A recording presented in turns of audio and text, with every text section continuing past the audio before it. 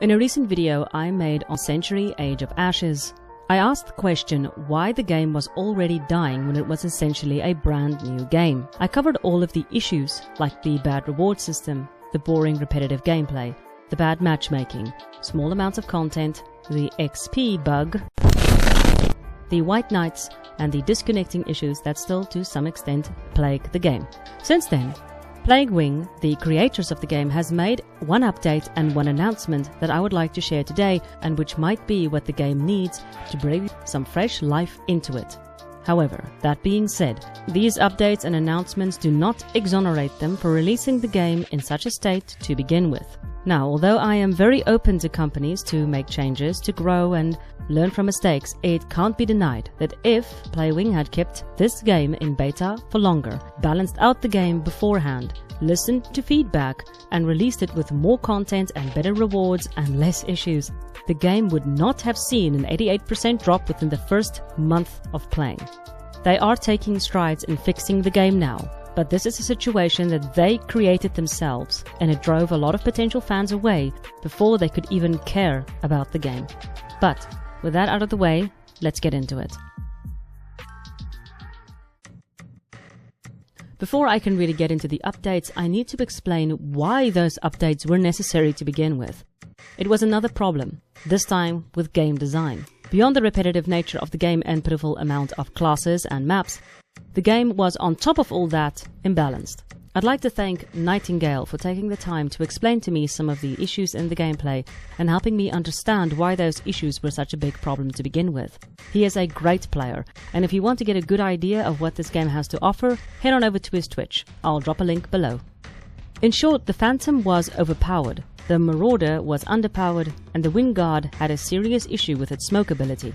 These issues compounded the other problems within the game, and even players who could look past the initial issues of matchmaking, of bad rewards, of the XP bug, they were left with a seriously imbalanced game still. The Marauder's mark, an ability that should make it easier to kill an enemy, was broken. Instead of killing enemies faster, it now took longer.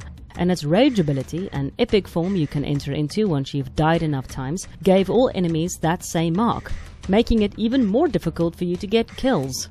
Fun times. The Phantom class is the supposed assassin or rogue class.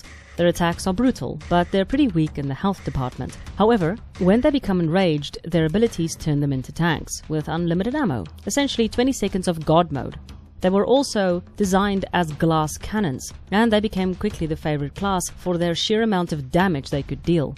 This was obviously a problem, as the Marauder in turn, although physically tougher, could not match the intensity of the Phantom's attacks, and subsequently became the least liked class in the game. In comparison to the other classes, Marauder simply didn't bring anything unique to the table. He was a redundant class compared to the other two. However, some players did enjoy the challenge that the Marauder offered. The Wingguard in turn was actually the most well-balanced, bar the smoke ability. Their smoke trails were difficult to manage in-game, and could easily ruin an experience due to the length and difficulty seeing through the smog. If 3 Wingguards in one team popped their smoke, good luck, Jana. In the first balancing patch, they approached these issues with some measure of gusto, and they should be commended for that. The Wingguard's smoke would die down quicker from 20 seconds to 14 seconds, and you could now target enemies at a longer distance. The Marauder can now dissipate the smoke trail with its gust ability, a very welcome feature. The Phantom's attacks were rebalanced to ease up on the glass cannon effect, and Marauder's mark now actually helps you to kill enemies, and was not just a set decoration that crippled you. These changes went a long way in making the game fair and better balanced. And yeah, I could certainly feel a serious change in the game itself when I played after the update, and I've been having a lot more fun because of these changes. So yeah, great work! After this update, a lot of players sang the praises of Playwing, and for good reason. It really helped balance out the game, and it did make it a lot more fun. But the good news doesn't really stop there. 1 week after this, on the 25th of January, they made a new announcement, promising even more changes. There are a few major things they've announced between now and spring. I won't go in order, as that's not the point. It's more the point on what they're changing and adding. If you want it chronologically, check out the Discord of Century Age of Ashes. Or here is the list if you want to have a quick look through. First up, A new event, Rampage, which starts on the 27th of January, will host a global kill count for players and some potential rewards. Playwing also announced that starting now they're going to host bi-weekly events, which is a great idea as this will keep the community alive and thriving. They're also adding a brand new map to play in, a new game mode called Last Team Standing, which is a 4v4v4, which will open up the chance for players to win Dragon Eggs faster. All of this is a welcome addition, as the reward system is quite poorly at the moment, and extra game mode will absolutely be welcome. I hope they continue to push the rewards though, as a lot of players feel the loot boxes are simply not worth it. And really, I can't blame them, though I have heard that the drops are getting a little better. But again, why choke it in the first place? It's practices like these that make it seem more and more that Playwing really only cares about money. Moving on. They're also going to be adding a new class called the Ravager. Once again, I'm quite curious to see what this is. A new class will once again help. More content, better game. They will also be expanding the game, first on Epic Game Store and then on consoles in spring. This should bring in some new blood to the game. They are also promising some changes to the gameplay itself, some balancing issues like the flame breath, collision damage and the all-important rage issues.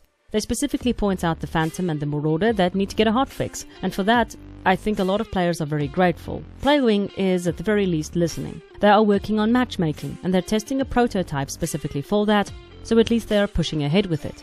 But once again, the thing is, these are issues that could and should have been cleaned up before launch. Due to matchmaking alone, they're losing a ton of players, and the tragedy is that the core issue with matchmaking is due to the small pool of players we currently have, meaning if the game had launched properly, we would most likely not be having these issues in the first place. I have to scratch my head and wonder, why didn't they release this game as an early access? Because I think a lot of people would have been far more forgiving on this game.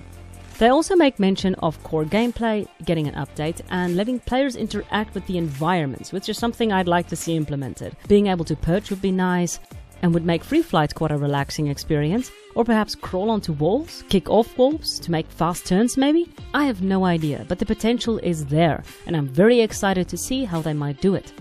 They're also adding voice chat. Oh boy. Although I think voice chat is a good addition, especially for solo players to chat with their teammates, I hope we can keep it civil, guys. But as competitive games go, this can get really rough, really fast.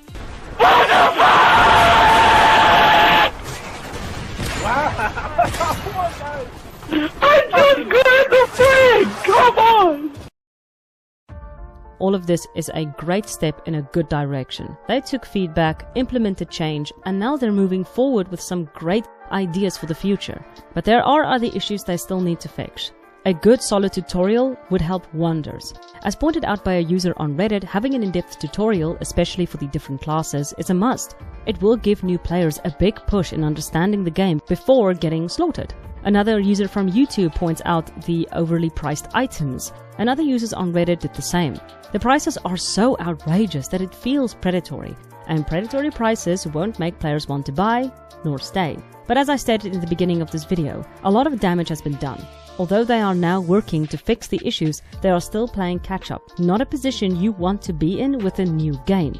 But they are moving forward, and although I am hard on them and angry at them for ruining the launch, I really want all of this to be enough to see this game stand for a long time to come.